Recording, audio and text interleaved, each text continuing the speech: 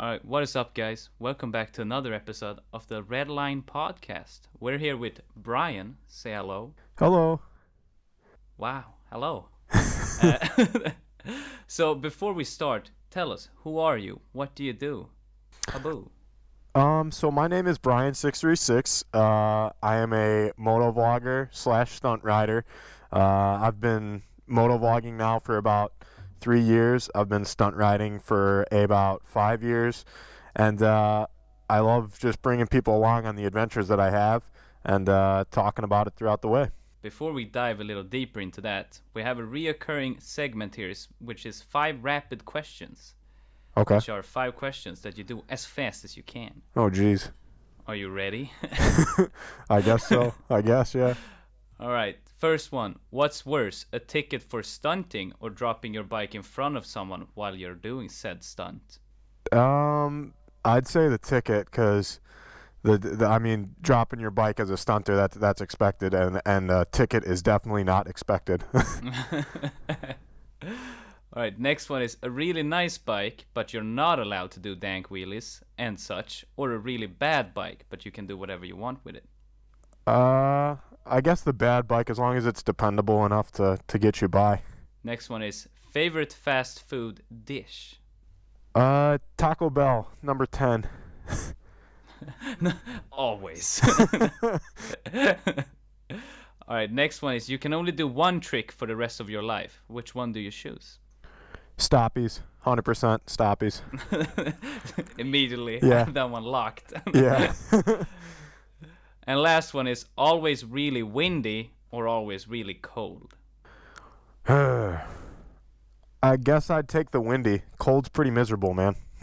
Yeah, I can't even ride my bike now because it's too cold. Yeah, the cold is definitely that's the ultimate deal breaker for a lot of guys, you know. That was very good. Oh, Good speed. yeah. Now we'll get into the real questions. Sweet. How long have you been riding and what kind of got you into it?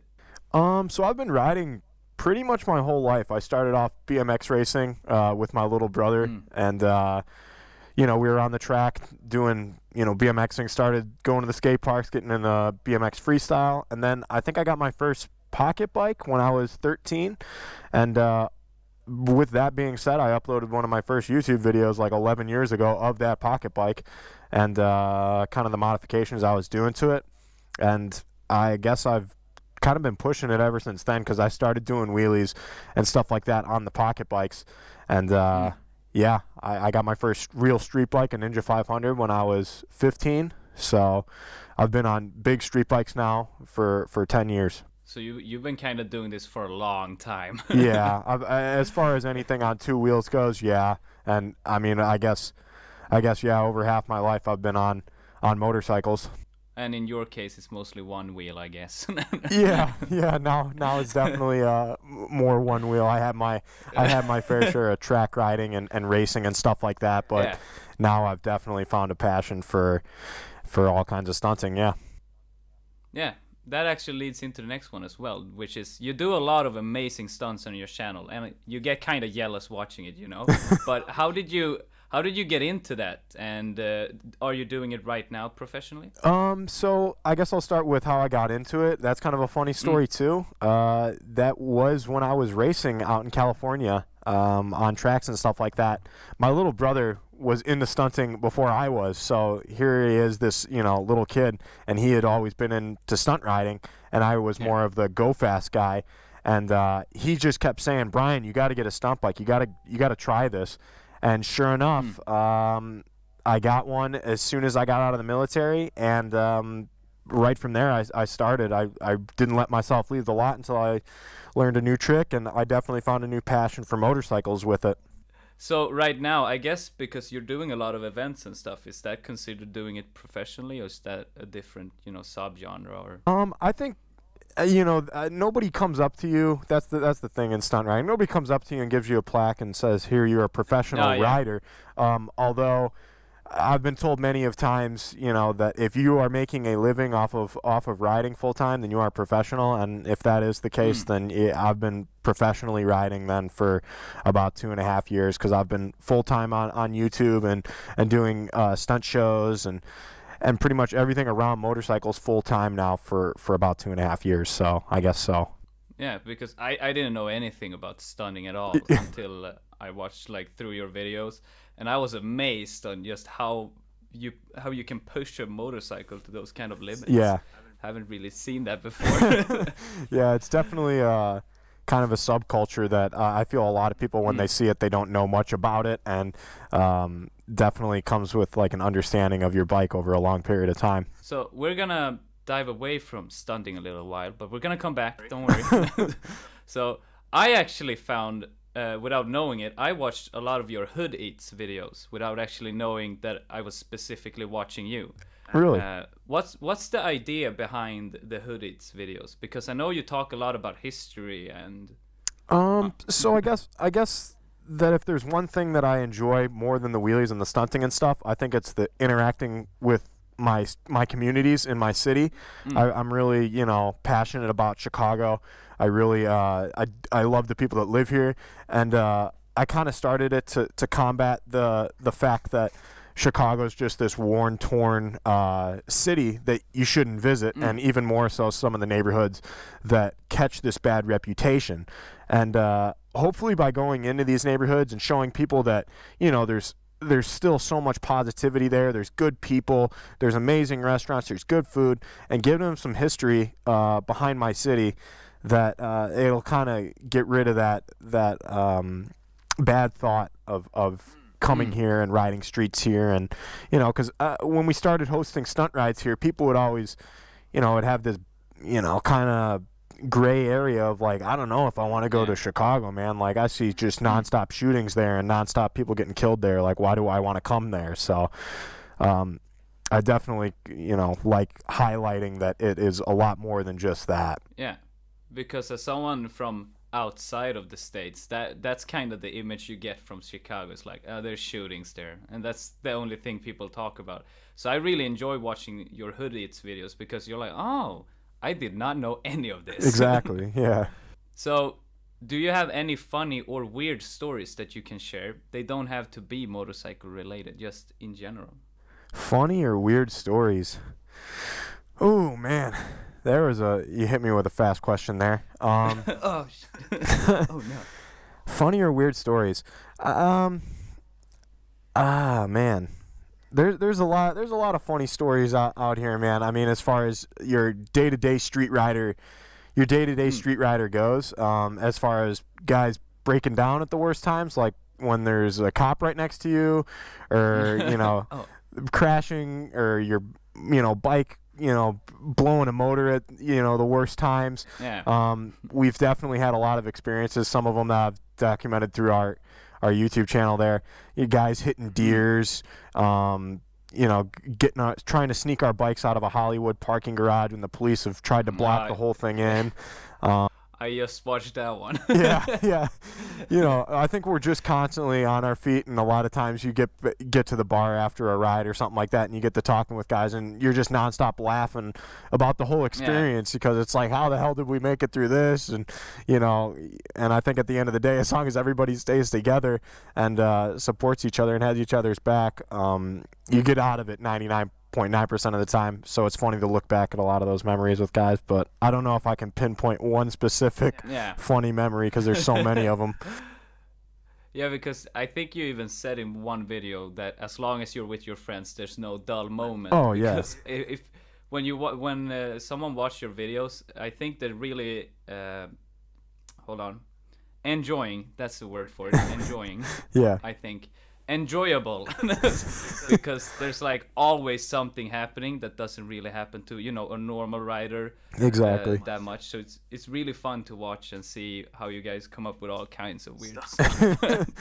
Yeah, there's not too many dull moments around the group of guys that because your average stunter is not your average rider. He's he's probably a seasoned rider that has been down a bunch of times, and they're in this weird limbo of doing it professionally and trying to work a job, and so they all come from these really different and unique backgrounds. Yeah.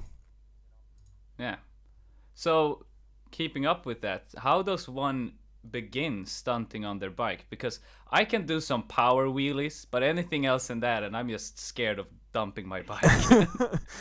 I think the first thing that people most likely have to get over is the fear of crashing. I think there's two things to get over: the fear that your bike isn't made of glass, and the other being that you're not made of glass. So, you know, when you go down, a lot of people have a lot of fear of that, and especially in a parking lot setting, you know, in first gear and stuff like that, it's not really something to be feared as much as people do. As long as you have, you know, some kind of head protection on, and your bike has some kind of protection around the motor, like a cage, you're gonna be fine, and your bike is gonna be fine 99% of the time. You know, so getting over that fear is huge, and then working that rear brake as far as your wheelies go. That's a huge hurdle that a lot of guys have problems feeling out how to use that on a wheelie. Well, if you have problems with that, there's a great YouTube channel called Brian636. This does a lot of tutorials. Yeah, I've heard about that. Yeah, have you heard about it? Yeah. So, keeping up with that, because you clearly created quite the following through the years, and does that mean that you get recognized on the streets or maybe at events and stuff more than before? Yeah, it does, and I love that, and I enjoy that, and a lot of people, you know, don't recognize me when I don't have my helmet off, because I don't ever really show my face. So I think it's really cool that I get recognized when I have my helmet on and I'm on my bike. But I also enjoy not being recognized when I don't have my helmet on and I'm just sitting at the bar having a drink. Like, I truly like that. So, keeping up with that, you don't show your face. There's a rumor going around that your eyes are, and I quote from a video, fucking pretty. Is this true? I've been told so. I've been told so by a couple people. My girlfriend thinks the same, but yeah, I don't really have too much plans of showing them or the rest of my face. There's no real reason to. I'm still waiting for the eye reveal. The eye reveal. Just one. My profile picture on YouTube is just my one eye. People are like, damn, you got a nice eye. Wow, nice set of eyes you got there. I don't even know what you're doing on this channel. I just subbed for the eyes. So this is going back to stunting, because we're jumping around a little. What's the most normal misconception people get about it? I think the biggest misconception is that we're just hooligans out, you know, causing crime, or, you know, like wanting to piss off people. I think that's probably the biggest misconception. I think most guys go out and they started as regular riders, and our whole sport in general is just so misunderstood. I think the normal person looking in from the outside sees dangerous stunts and all this other stuff, but when you're with us and you're in the streets, we're not doing anything that we haven't perfected in the parking lot, you know, like something that we have down to a science in the parking lot. That's why you see so many you know, crashes with the new guys when they're going fast, but you hardly ever hear of a stunt rider, number one, dying, or number two, causing an accident. Every time you look at a motorcycle fatality here in the States, it's of a new rider going way too fast or running from the police or something like that, and he panics. It's never a stunt rider going 30 miles an hour, and, you know, it doesn't really happen, you know? Because when I started riding, I remember that all the people doing wheelies and stuff, people were kind of like, also my driving instructor were like, oh, those guys are just, you know, hooligans, they don't know what they're doing, they're really reckless drivers. But watching your videos and watching other stunt videos, it always seems like the people doing stunts are like the better drivers, because you have to be really good to do the stunts. Exactly. Yeah, I think that it's almost somewhat times used as an excuse of people that just don't understand what we're doing in the first place, and they see it and they're like, that it, you know, it sounds and it looks so reckless, but I see them and they're in total control, and I just don't understand it, so I don't like it, and that's why I don't like them. That's why. The one I can never grasp my head around this, and I've tried several times by watching your videos because I've been watching through them now. You have a trick where you go up on your back wheel, obviously, and it's kind of like the bike is 90 degrees, and then you grab onto something and you just stop. Yeah. I don't get it. I don't get how it works. Yeah, when you stall on something like that, you pretty much throw the bike back a little bit past balance point, pull in the clutch, tap the rear brake with your hand, and grab onto something all at the same time. So that's too I much. know it's a lot. It's a lot all at once, but it's. But on that, something I actually really wonder about. What's the hole in the back seat for? So that's actually for your left and or your right foot. Most of the time it's for your left foot. So you can put the center of your body weight up and down with the bike, and your right foot can still use the foot brake. So. Yeah. Huh. Now I was always wondering. I was like, why does everyone have a hole? Yeah, it definitely definitely comes in handy. Yeah, in the beginning I didn't see that other people had it, and I thought it was just you, and I was like, how broken is that bike? What did he do? What the hell went on back there? A firecracker went off in his trunk? Damn it, not again. So, we all clearly know your love for bikes from your channel, but are there some other interests that people might not know about? I think my primarily it is bikes, and I do love video editing as well, but that's obvious. Kind of secondary interest though. I've always had a passion for guns ever since coming up as a kid as well. I always loved shooting and shooting sports, and that's what kind of motivated me to join the military at age 18. And I think I got the majority of that out of my system when I was in the military, because ever since I've been back, like I still love guns and I still love shooting and stuff, but it's just not to the level of bikes. I think the military really highlighted my love of bikes a lot more, if anything, because that was the thing I missed the most when I was away, Keeping up with bikes, if you could get one bike for free, which one would you choose? Whoa. Whoa. One bike for free. Yeah. I guess I'll go ahead and say it as cliche as it is and expected of an answer. The 2020 636 I think would be a pretty cool bike to own and to do a build on. I think that would be really cool. And wheel it. Yeah, definitely wheel it. Gotta break it in. The brake, yeah, give it a nice hard break-in period. Just the back wheel. Yeah. I want to keep the lines on the front wheel. Never used. Exactly. Yeah. Lots of rev limiters and nice easy break-in. Do you have any tips for people thinking about starting motovlogging or already doing it? Starting motovlogging. I think the biggest tip I could give somebody would be yourself, because if you go in there trying to fake the funk or trying to not be you, over time it's going to show.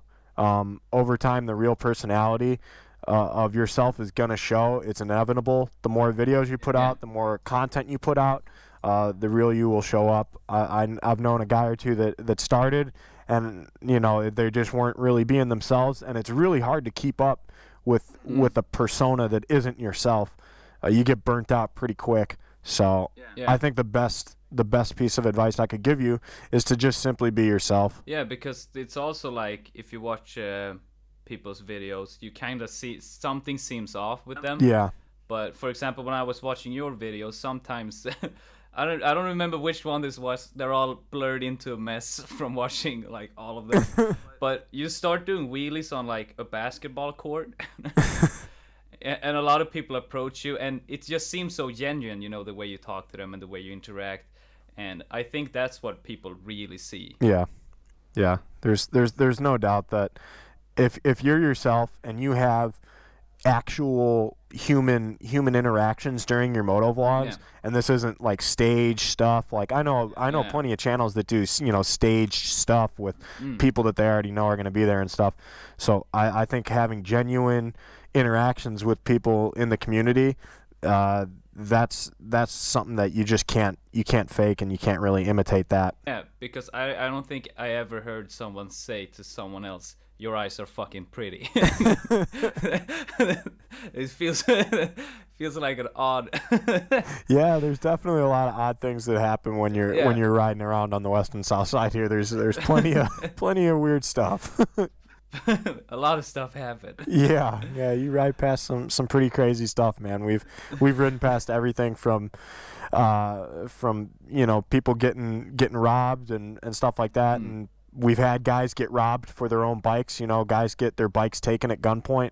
And we've ridden right through shooting scenes getting processed by the police. Dang. Yeah. So there's a lot of. Yeah, it's pretty crazy because 1 second you're in your own world with all your friends doing wheelies and it's fun, and then the reality of where you are hits you, like the real reality hits you, and then you go back to the world of your friends with wheelies. So you gotta have situational awareness riding in Chicago streets for sure. Yeah, because I notice sometimes during your videos you're just doing stuff, and then all of a sudden there's like a lot of cops, and then there's no cops, and then. Yeah, that goes with this lifestyle as well. Is that you will have? I think a lot of people ask about the police in general. That's something that you're gonna have interactions with regardless. So you might as well try to make them as positive as possible. We have an amazing relationship with the majority of the Chicago Police Department. They see us do wheelies. They 90% of them love it. I think the other 10% just turn a blind eye to it. But it's something that we've earned over time and kind of earned our respect with them. That wasn't something that came easy by any means. Because you kind of like prove that you're capable. Exactly.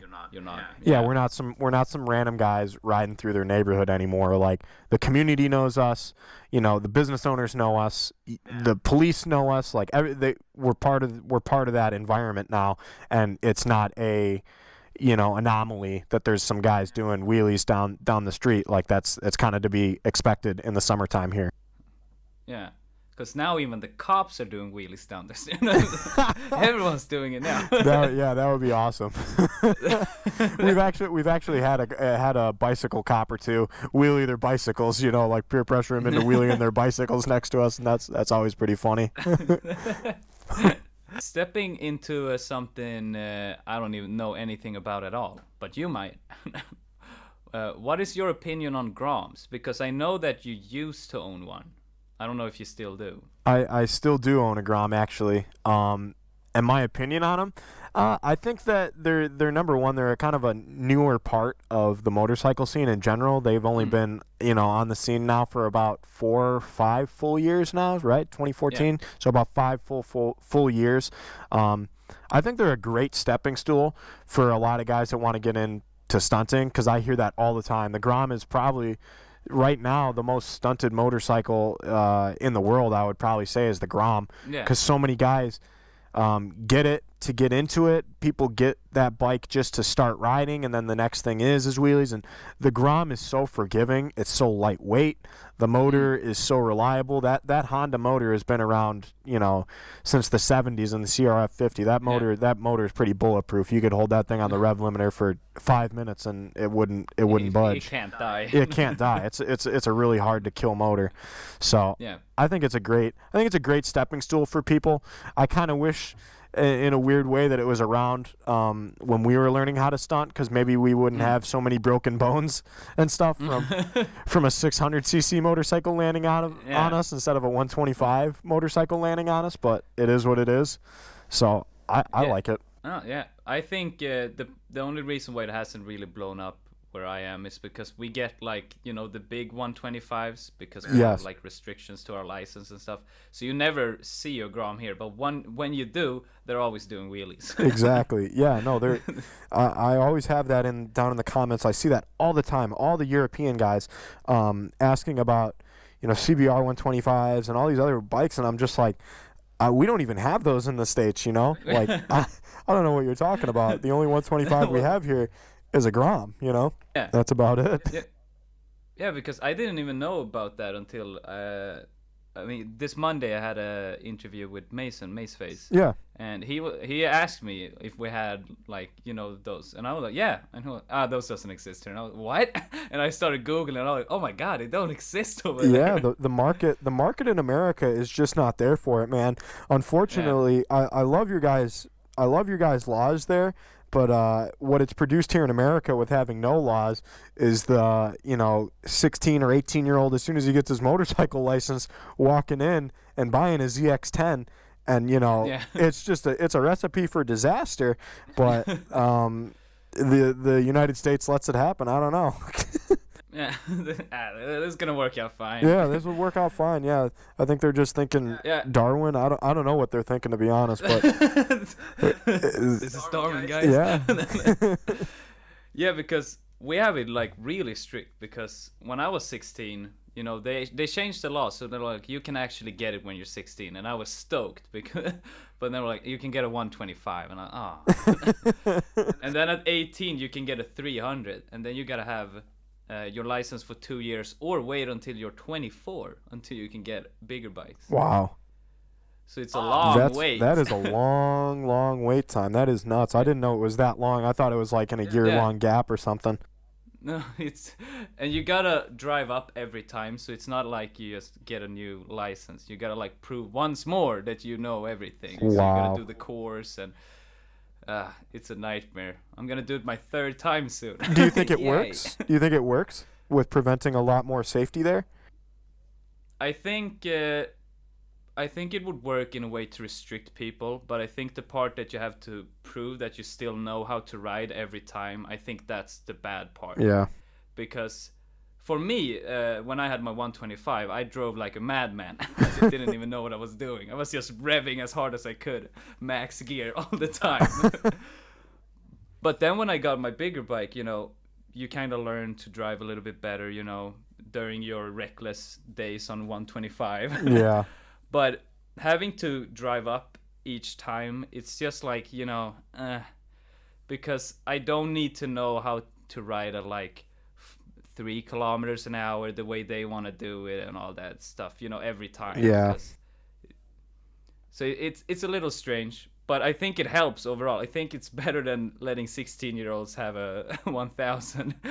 Yeah, that's the reality here too. It's pretty crazy. So at least I call it your squid days, your first year or two.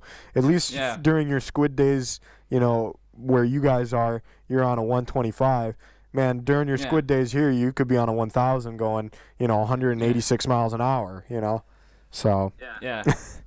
Yeah, I remember, laying down on my bike, like crouched together and going like 60. Yeah! Hell yeah! Going past the Honda Civic, fuck you! But I mean, I feel like when you're 16, you would have just as much fun on a 125. I love that bike.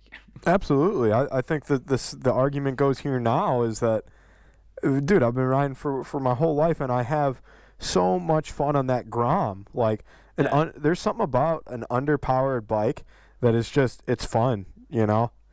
It's just, it's so forgiving. It's not super expensive. It's kind of lightweight. Yep. So. It's a blast. Yeah. I mean, you don't drive them like you drive your normal bike, but no, yeah. When you get on the big bike, things get a little bit more serious. Yeah.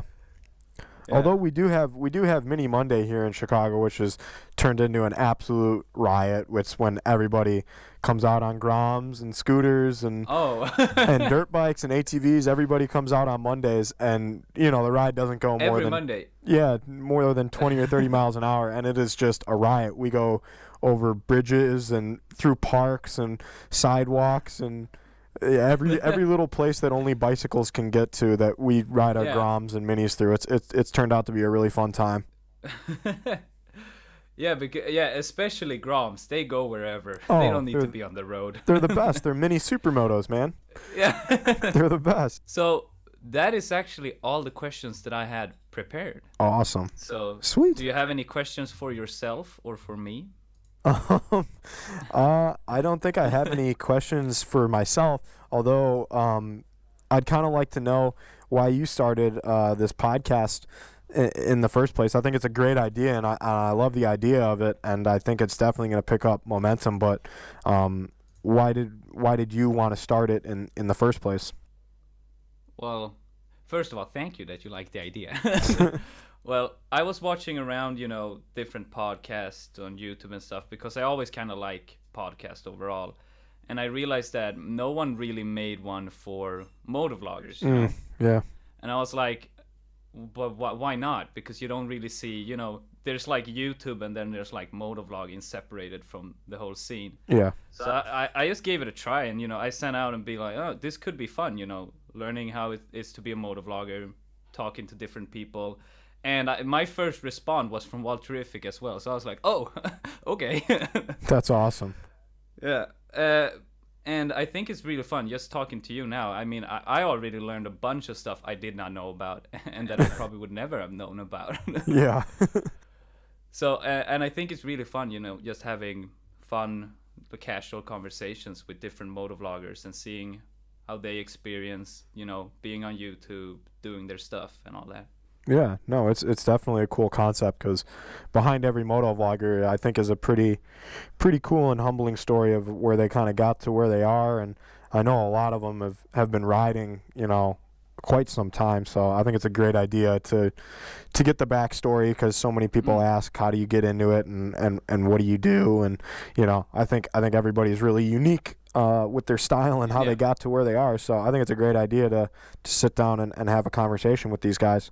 Yeah, and I mean, overall, it's just also like really fun, just to record and edit all, And I see a lot, I get a lot of like DMs and messages from people being fans of the guests that I have on, being like, "Oh, I didn't know this. Thank you so much for asking this." Blah blah. And some are like, "Oh, could you ask this next time?" And I'm like, yes." Yes. Yeah. Next time I'm on with them. No, it definitely is fun, man. I wasn't expecting to have as many laughs and just genuine conversation with you when I got on. I was expecting it to be pretty scripted and whatnot, but this has definitely been a cool genuine interaction with another motorcycle enthusiast. So I'm glad you enjoyed. Thank you very much. That's like the idea. I don't want to be like, so when did you start riding? When did you just have the same script for every guest? Yeah, definitely making it unique to each guest is probably pretty key because obviously Walterific is a much different person and motovlogger than someone like me is, So I think that's pretty cool that you already have, that person's questions ready to go. Yeah, and also in my experience with motovloggers, because you get you never know how a YouTuber is like, in real life. But so far with motovloggers, all the guests have been so chill and so funny, including you, of course. All of the guests except you. Everyone has been amazing except you. This is the end of the podcast. No, it's been really good to have you on the podcast. Is there anything you want to plug before we start wrapping it up? No, I'm not much of a guy to plug much stuff at all. If you guys are interested in learning how to wheelie or just interested in seeing a different scene outside of regular motovlogging and kind of like some hood rat stuff, then hop over to my channel and you might like it. That's good. I like that. Yeah, I watched the drift tutorial. I still don't get it, but I watched it. Yeah. I know it's really good because I know the principle. I'm just too scared to do it. Yeah, that's definitely one of those skills that you should most likely have a cage on your bike because your fairings and your side covers are going to take quite a beating when that thing slides. Yeah. Yeah, I see like in the comments as well when you're like you do video, you go in depth, you tell people how they do it, and all the comments are kind of like, so how do I do it without being scared? Yeah, exactly. Yeah, that seems to be the biggest. That seems to be one of the biggest hurdles that guys get over. That you can talk about it in a video all you want, but at the end of the day, there's something about being scared of you getting yourself hurt, or even more so, guys talking about how their bike is just their baby, and they don't want to hurt their bike. So my my bike's my baby. Damn it. I guess you're screwed then unless you have a cage on it.